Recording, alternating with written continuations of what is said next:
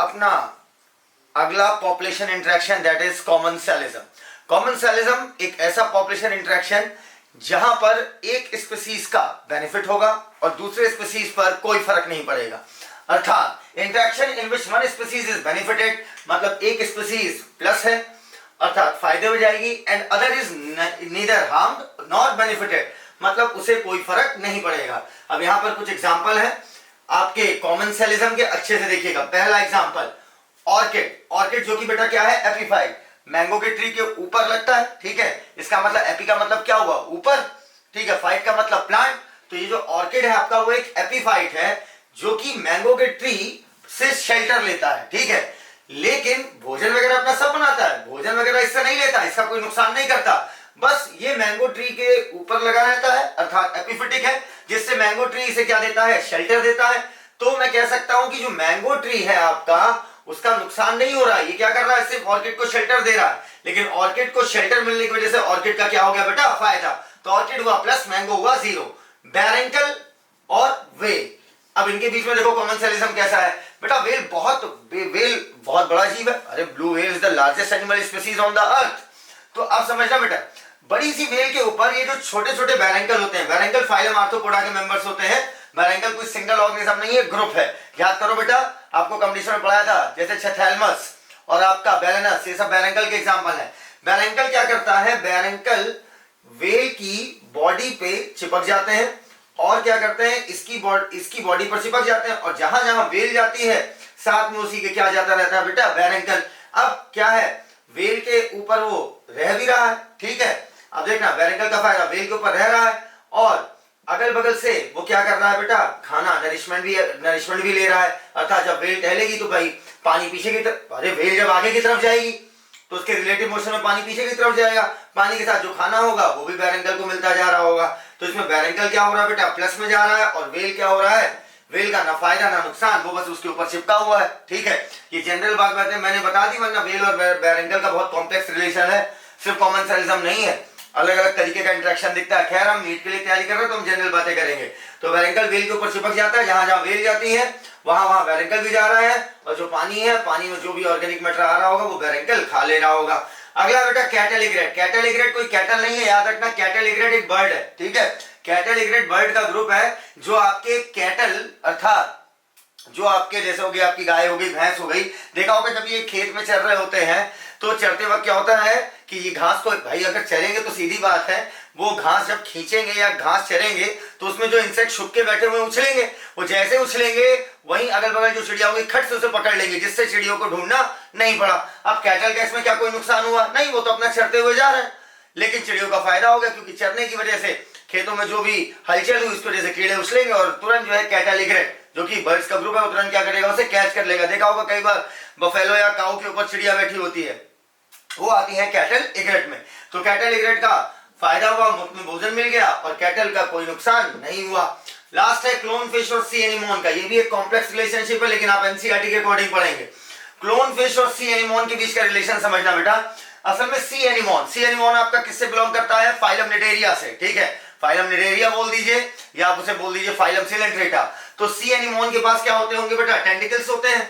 अब टेंटिकल्स में पता होगा आपको, मैंने बताया था वहां पर आपको, टेंटिकल्स में क्या पाए जाते हैं आपके, नेमेटोसिस्ट, याद आया।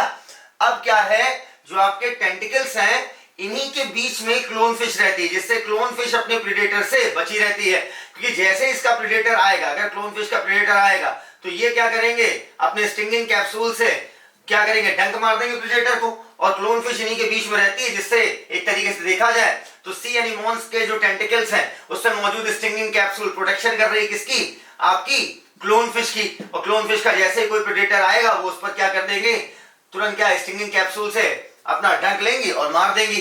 अब आपके मन में एक सवाल बन रहा होगा, सर क्या ये क्लोन फिश पर क्यों सर ये अपना स्टिंगिंग कैप्सूल का इफेक्ट नहीं दिखा पाते। बेटा देखो ऐसा नहीं है, अर्थात ये डसते मतलब ये डंक तो मारते हैं क्लोन फिश को भी, लेकिन क्लोन फिश के ऊपर एक मोटी सी लेयर पाई जाती है, ठीक है, और उस लेयर से उसे मिल जाता है प्रोटेक्शन, ठीक है।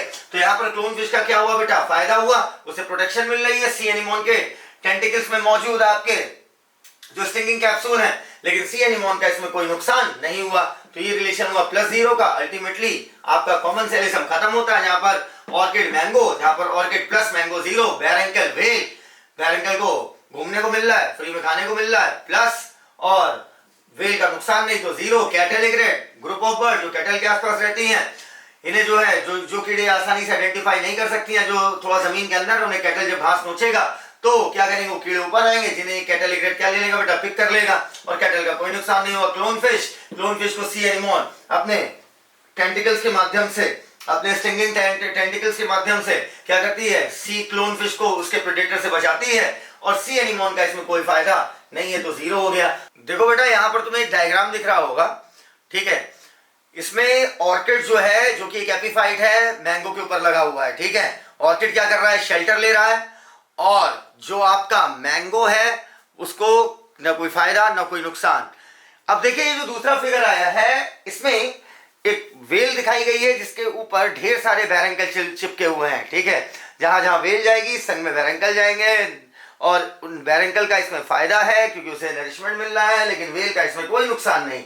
अगला डायग्राम आप देख रहे हो, यहां पर जो है आपको कैटल इग्रेट आपको कैटल के नजदीक दिख रही है, जैसे ही कीड़ा उछला वैसे ही कैटल इग्रेट उसे पिक कर लेगी, कैटल इग्रेट का फायदा, लेकिन कैटल का कोई नुकसान नहीं। अब अगले में आपको क्लोन फिश दिख रही होगी, ऑरेंज कलर की वाइट स्ट्रिप्स है, वो क्लोन फिश है, और चारों तरफ उसके टेंटिकल्स हैं। इन टेंटिकल्स में मौजूद स्टिंगिंग कैप्सूल जो है वो क्लोन फिश की मदद करेगा उसके प्रेडेटर, ताकि उसके प्रेडेटर उस पर अटैक ना कर पाए, लेकिन क्लोन फिश पर जब ये स्टिंगिंग कैप्सूल अटैक करेगा, क्लोन फिश पर कोई इफेक्ट नहीं आएगा क्योंकि उसके ऊपर मोटी सी एक कवरिंग पाई जाती है। इस तरीके से कॉमन सेलिज्म खत्म होता है। Our next topic is mutualism. Mutual का मतलब बेटा हमने पहले भी बताया था आपको, म्यूचुअल मतलब जहां पर दोनों स्पीसीज का क्या हो रहा हो, फायदा, आपस में पारस्परिक फायदा हो रहा हो, दोनों आपस में इंटरेक्ट हो रही हो ताकि एक दूसरे को फायदा पहुंचा सके। तो अब बेटा इसे बहुत डिटेल में हम इसलिए नहीं बताएंगे क्योंकि ये सारी चीज हम चैप्टर नंबर 2 में बहुत डिटेल में पढ़ते हैं, लेकिन हाँ ऊपर ऊपर म्यूचुअलिज्म हम पूरा देखेंगे। तो समझना, interaction in which both species get benefited, जिसमें दोनों स्पीसीज का क्या हो रहा है, फायदा। लाइकेन आपने सुना होगा, लाइकेन दो चीजों से बना है, एक फाइकोबियोन्ट एक माइकोबियोन्ट। फाइकोबियोन्ट में एल्गी आता है जो कि फोटोसिंथेसिस करके फंजाई को ऑर्गेनिक फूड देता है, और फंजाई क्या करता है, वाटर और मिनरल एब्जॉर्ब करके एल्गी को देता है, और इस एसोसिएशन को क्या बोलते हैं, लाइकेन। इतना क्लोज ये एसोसिएशन होता है कि अगर कोई लाइकेन को देखेगा तो ये समझ ही नहीं सकता कि लाइकेन में दो ऑर्गेनिज्म है, दो स्पीसीज हैं। तो फंजाई प्लस एल्गी अर्थात ब्लू ग्रीन एल्गी। दूसरा माइकोराइजा, माइको का मतलब mycology is the study of fungi, myco मतलब फंजाई, राइजा का मतलब रूट। तो फंजाई और हायर प्लांट की रूट के साथ जो एसोसिएशन बनता है वो क्या कहलाता है, माइकोराइजा। जहां पर फंजाई क्या करता है, फंजाई फिलामेंटस होने के कारण काफी ज्यादा सरफेस एरिया होता है, और ये एब्जॉर्ब करता है essential nutrients, water from the soil, और किसे देता है, प्लांट को।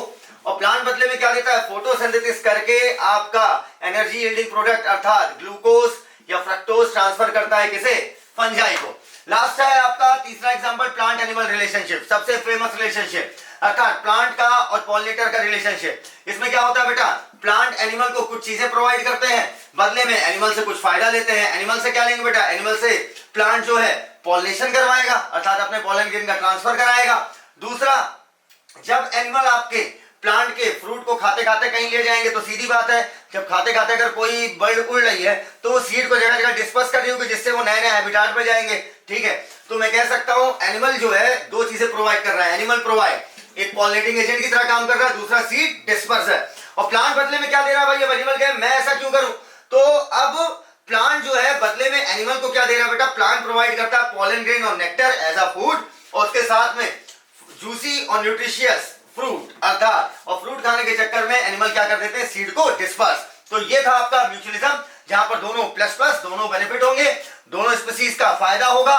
एग्जांपल लाइकेन, फंजाई और एल्गी, जैसे ब्लू ग्रीन एल्गी। माइकोराइजा, राइजा का मतलब रूट, माइको का मतलब फंजाई, फंजाई और रूट ऑफ हायर प्लांट के बीच में। फंजाई क्या करेगा, एसेंशियल न्यूट्रिएंट्स को एब्सॉर्ब करेगा, वाटर को एब्सॉर्ब करेगा और हायर प्लांट्स को देगा, और आपका हायर प्लांट फोटोसिंथेसिस करके एनर्जी यील्डिंग प्रोडक्ट बदले में किसको दे देंगे, फंजाई को। प्लांट और एनिमल का रिलेशनशिप, जहां पर प्लांट देगा पॉलन नेक्टर एनिमल को, जूसी और न्यूट्रिशनस फ्रूट देगा एनिमल को, बदले में एनिमल पॉलिनेटिंग एजेंट की तरह काम करेगा और सीड डिस्पर्सर की तरह काम करेगा। तो आइए अब हम आगे बढ़ते हैं म्यूचुअलिज्म में। अब बेटा जैसे हमने पढ़ा कि प्लांट का और एनिमल का आपस में इंटरेक्शन, दोनों एक दूसरे को फायदा दे रहे हैं। प्लांट क्या कर रहा है, एनिमल को नेक्टर दे रहा है और पॉलन ग्रेन दे रहा है खाने को, और बदले में एनिमल क्या कर रहा है प्लांट के लिए, पॉलिनेशन करा रहा है। लेकिन कई बार ऐसा होता है कि कोई एनिमल, एग्जांपल ले लेते हैं, कोई बी है, ठीक है, वो बी जो है वो पॉलन ग्रेन खा तो लेगी, नेक्टर चूस तो लेगी, लेकिन वो प्लांट का पॉलिनेशन नहीं कराती है। तो आप ऐसे नेक्टर चोरी करने वालों को या पॉलन ग्रेन खाने वालों को चोरी से जो फायदा नहीं करा रहे हैं, आप उसे क्या कहेंगे, चीटर। तो वो कहलाएंगे आपके पॉलन चीटर या नेक्टर चीटर। अब अगर कोई पॉलन चीटर है, नेक्टर चीटर है, तो इससे प्लांट को होगा नुकसान। इसी वजह से अब क्या है, को एवोल्यूशन का कॉन्सेप्ट मैं आपको सिखा रहा हूं कि कई सारे प्लांट्स ने और एनिमल्स ने क्या किया, टाइट 1-to-1 रिलेशनशिप रखा।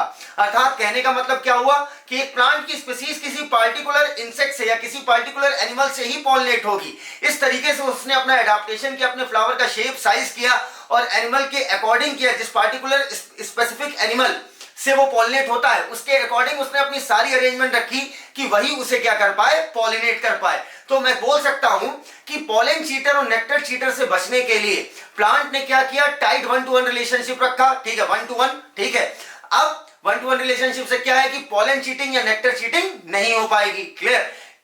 इन बातों से ये बात प्रूव होती है कि जो को एवोल्यूशन है वो यहां पर कितना बड़ा रोल निभा रहा है कि प्लांट के साथ साथ एनिमल को भी अपने आप को इवॉल्व करना पड़ेगा, ठीक है। अगर मान लो प्लांट में कोई चेंज आता तो एनिमल, जो पार्टिकुलर एनिमल है जो पॉलिनेट करा रहा है, उसे भी अपने अंदर वही चेंज लाने पड़ेंगे।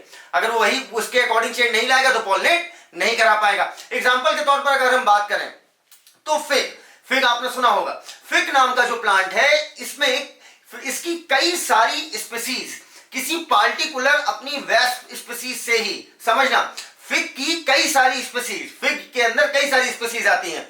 तो फिग के अंदर कई सारी स्पीसीज जो है वो अपने पार्टिकुलर एनिमल से ही, पार्टिकुलर यूजुअली फिग जो होते हैं वो वेस्ट से पॉलिनेट कर होते हैं, ठीक है। तो फिग की कई सारी स्पीसीज एक पार्टिकुलर वेस्ट की स्पीसीज के अकॉर्डिंग अपने आप को इवॉल्व करती है कि उसे वही पार्टिकुलर वेस्ट ही पॉलिनेट कर पाए। अब अगर हम बात करें फिग की और वेस्ट की, तो समझना बेटा, वेस्ट क्या हो गया आपका एनिमल, फिग क्या हो गया आपका प्लांट। तो अब फिग ने अपने आप, फिग की कई सारी स्पीसीज अडॉप्ट हो गई इस हिसाब से कि उसे पार्टिकुलर वेस्ट की स्पीसीज ही पॉलिनेट करे। तो ये हुआ केस किसका, को एवोल्यूशन का, ताकि पॉलन चीटिंग या नेक्टर चीटिंग ना हो पाए। अब फिग क्या करता है, जब वेस्प आता है आपका, ठीक है, तो वेस्प बेटा आता है तो फिग का जो आपका डायनोशियम है ये क्या करता है, इसको दो फायदे देता है। जैसे मान लो ये क्या हो गया, स्टिग्मा, स्टाइल, ओवरी। ओवरी के अंदर बेटा क्या होते हैं आपके लोक्यूल, लोक्यूल के अंदर क्या होते हैं ओव्यूल, और यही ओव्यूल आपके फर्टिलाइजेशन के बाद क्या बन जाते हैं बेटा, सीड। तो जब वेस्प आती है तो वेस्प क्या करा देती है बेटा, पॉलिनेशन करा देती है, और बदले में फिग क्या करता है, वेस्प को उसके अंडे रखने की जगह देता है अपने गाइनोशियम में, अर्थात सेफ प्लेस मिल गई। वेस्प का बच्चा जो है आपका, वेस्प जो है अभी तो खैर अंडे के रूप में, लेकिन वेस्प का जो अंडा है उसको एक जो है पार्टिकुलर सेफ सुटेबल पोजीशन मिल गई फिग प्लांट में। Clear.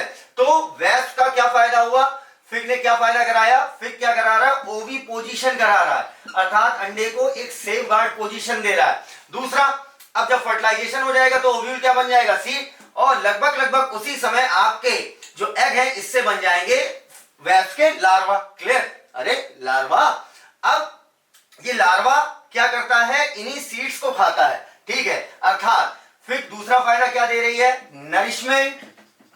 Nourishment to wasp larva, और बदले में फिर क्या दे, बदले में बेटा वेस्प क्या दे रही है, बदले में वेस्प आपका क्या कर रही है, वेस्प पॉलिनेशन करा रही है। तो इस तरीके से दोनों ने बिल्कुल टाइट रिलेशन बनाया। तो इन शॉर्ट में बोल सकता हूं फिग की कई सारी स्पीसीज एक पार्टिकुलर वेस्प की स्पीसीज से पॉलिनेट होती है। वेस्प को दो फायदा देती है, एक ओवी पोजीशन, अंडे रखने की एक सुटेबल जगह, और नरिशमेंट कराती है उसके लार्वा का। लार्वा क्या खाएगा, उसका सीड खाएगा। इतनी बातें क्लियर।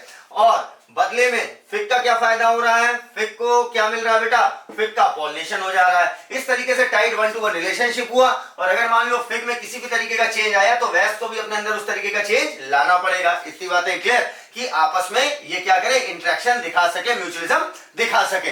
अब आइए, अब हम एक देखेंगे बहुत जबरदस्त चीज, जहां पर क्या होगा, जहां पर देखो अभी आपने क्या सुना, पॉलन चीटिंग, नेक्टर चीटिंग, यहां पर एनिमल गद्दारी कर रहा है, ठीक है। अब देखो एक आपको एक इंटरेक्शन दिखाता हूं जहां पर प्लांट गद्दारी करना सीख गया है। अर्थात प्लांट ने अपने अंदर ऐसा चेंज किया कि एनिमल का कोई फायदा ही नहीं होने देता और अपना फायदा ले लेता है। तो आइए देखते हैं अब उसको। तो देखो बेटा, जैसे ऑर्किड है, ठीक है, ऑर्किड क्या करता है, ऑर्किड अपने आप को इस हिसाब से अडॉप्ट किया है कि वो अपनी पार्टिकुलर एनिमल स्पीसीज से ही पॉलिनेट हो। ऑर्किड आमतौर पर दो इंसेक्ट से पॉलिनेट होता है, और एक बी है, दूसरा बम्बल बी है। बी और बम्बल बी से ऑर्किड की स्पीसीज अपने आप को अडॉप्ट करती हैं कि वही उन्हें क्या करे, पॉलिनेट करे और उनसे फायदा ले, अर्थात पॉलन ग्रेन ले और नेक्टर ले। और ऑर्किड में बेटा बहुत वैरायटी और फ्लावर्स होते हैं, अर्थात अलग अलग ऑर्किड की स्पीसीज में बहुत अलग अलग टाइप के फ्लावर्स होते हैं, ठीक है। लेकिन सभी ऑर्किड आपके इंसेक्ट्स को फायदा नहीं देते, कुछ बेवकूफ बना देते हैं, समझना। जैसे एग्जांपल के तौर पर मेडिटेरेनियन ऑर्किड, जो मेडिटेरेनियन रीजन पे पहले पाए गए सबसे ज्यादा, तो मेडिटेरेनियन ऑर्किड है एक जिसका नाम है ओफाइरस। क्या नाम बेटा? ओफाइरस। ओफाइरस जो है वो बेटा क्या करता है, ओफाइरस का जो फ्लावर है, जैसे मान लीजिए ओफाइरस का फ्लावर है और ये मैंने बना दिए उसके पेटल्स, ठीक, ये मैंने बना दिया पेटल्स। उसके सारे पेटल्स में कोई एक पेटल बिल्कुल शेप में, साइज में, कलर में, मार्किंग में, मतलब जो मार्क्स होते हैं बॉडी पर, शेप, साइज, कलर, मार्किंग में बिल्कुल चमत्कारी रूप से, अनकैनी का मतलब चमत्कारी रूप से अपनी पॉलिनेटिक बी के, अर्थात जो भी उसे पॉलिनेट कर रही है, मान लो उसके ऊपर ऐसी मार्किंग है, तो अपनी एक पेटल को बिल्कुल वैसा ही वो कर लेगा जैसी इस बी की फीमेल होगी। बिल्कुल इसके, अर्थात ये जो बी है इसकी जो फीमेल होगी बिल्कुल उसी के अकॉर्डिंग इस पेटल का size, shape, colour, marking, pattern सब कुछ ऐसा, जिससे जो मेल वाला बी होगा जब वो आएगा तो वो इसे फीमेल समझेगा, और जब फीमेल समझेगा तो चाहेगा भाई कॉपुलेशन करें। अब ये भैया गए कॉपुलेशन करने, लेकिन गए थे कॉपुलेशन करने, कॉपुलेशन किए भी और उसी चक्कर में क्या हो गए भाई, अब यहां से कुछ पॉलन लपेट के जाएंगे, कहीं और कॉपुलेशन कर रहे होंगे किसी और फ्लावर पे, तो उस पर गिरा दिए। लेकिन क्या एक्चुअली में ये बी थी? नहीं। ये क्या किया ओफाइरस ने, अपने एक सिंगल पेटल को शेप, साइज, मार्किंग, कलर, हर चीज में इन्होंने क्या किया, फीमेल बी के अकॉर्डिंग कर लिया। अब मेल आया कॉपुलेट करने, लेकिन ये कॉपुलेशन सच्चा है कि झूठा? ये तो सूडो हुआ, सूडो मतलब झूठा, तो ये कहलाता है आपका सूडो कॉपुलेशन। यहां पर फ्लावर ने क्या प्रलोभन दिया, फ्लावर ने क्या लालच दी, कॉपुलेशन का लालच दिया। तो मैं बोल सकता हूं यहां पर सेक्सुअल डिसाइड है। डिसाइड का एक्चुअल मतलब होता है धोखा देना, अर्थात सेक्सुअल धोखा किया गया बी के साथ। प्लांट ने अपने पेटल के, अपने सभी पेटल में किसी एक पेटल पर क्या किया, शेप, साइज, कलर, मार्किंग बिल्कुल फीमेल बी की तरह किया, और अल्टीमेटली मेल आया और इसे फीमेल समझ के कॉपुलेट किया। कुछ पॉलन लपेट जाओगे बॉडी में, कहीं और जाएगा किसी और फ्लावर पे कॉपुलेट करने, और अल्टीमेटली इस तरीके से कॉपुलेशन करा देगा। तो ओफाइरस क्या करता है बेटा, सेक्सुअल डिसाइड, अर्थात सेक्सुअल धोखा देकर पॉलिनेशन कराता है। इतनी बात है क्लियर? और ये मैं इसे सूडो कॉपुलेशन कहूंगा, क्योंकि नेचुरल कॉपुलेशन थोड़ी है बेटा, ये तो एक प्लांट के पेटल और बी के, मेल बी के बीच में कॉपुलेशन हो रहा है। इतनी बात एकदम क्लियर? तो इस तरीके से ओफाइरस ने बेवकूफ बनाया, ठीक है, कहीं पर एनिमल बेवकूफ बना रहा है तो कहीं पर प्लांट बेवकूफ बना रहा है। एनिमल जैसे pollen grain cheater, nectar cheater, और प्लांट का बेवकूफ बना रहा है जैसे मेडिटेरेनियन ऑर्किड, ओफाइरस। इतनी बातें क्लियर? अगर आपसे एग्जाम में पूछता है क्या सभी ऑर्किड सूडो कॉपुलेशन के पैटर्न को फॉलो करते हैं, गलत। क्लियर? मैंने क्या कहा कि बहुत सारे ऐसे हैं जो बी और बम्बल बी, एक पार्टिकुलर बी और पार्टिकुलर बम्बल बी के अकॉर्डिंग अपने आप को क्या करते हैं, उसी हिसाब से अडॉप्ट करते हैं कि उन्हें पॉलन ग्रेन नेक्टर दें और उनसे पॉलिनेशन करवाएं। लेकिन मेडिटेरियन ऑर्किड ओफाइरस बेवकूफ बना देता है, वो सेक्सुअल डिसाइड देता है, धोखा देता है अपनी एक पेटल को बिल्कुल uncanny resemblance, size, colour, shape, size, marking में। अब मेल भी आएगा, कॉपुलेट करेगा, पॉलन ग्रेन लिपटेंगे, किसी और फ्लावर पर जाएगा, वहां पर पॉलिनेशन हो जाएगा, ठीक है, और अल्टीमेटली प्लांट का टारगेट पूरा हो गया। अब यहां पर भी देखिए ये केस है कोएवोल्यूशन का। अगर मान लीजिए फीमेल बी ने क्या किया, अपने शेप, साइज, कलर, मार्किंग में अगर कोई भी चेंज किया तो इस पेटल को भी अपने अंदर वैसा ही चेंज लाना पड़ेगा। अगर वैसा चेंज नहीं लाएगा तो मेल पहचान जाएगा कि हमारी फीमेल नहीं है, ठीक है। तो अगर फीमेल बी ने अपने अंदर कुछ भी इवोल्यूशन किया, shape, size, colour, marking, pattern किसी भी चीज में, तो प्लांट ओफाइरस के पेटल को भी अपने अंदर वो चेंज लाना पड़ेगा। अर्थात ये भी एक केस है कोएवोल्यूशन का, वरना प्लांट सेक्सुअल डिसाइड नहीं दे पाएगा। इतनी बातें एकदम क्लियर? तो अब अल्टीमेटली ये सारी बातें हमने पढ़ ली है, और इस तरीके से आपने म्यूचुअलिज्म पूरा सीख लिया है, ठीक है। और म्यूचुअलिज्म में बेटा जितने भी पॉइंट्स बोले हैं बस डिट्टो सीधा सीधा वही पॉइंट्स आने हैं, कुछ बड़ा नया और बिरला क्वेश्चन कभी नहीं बनता है। तो इस तरीके से म्यूचुअलिज्म खत्म होता है। थैंक यू, धन्यवाद।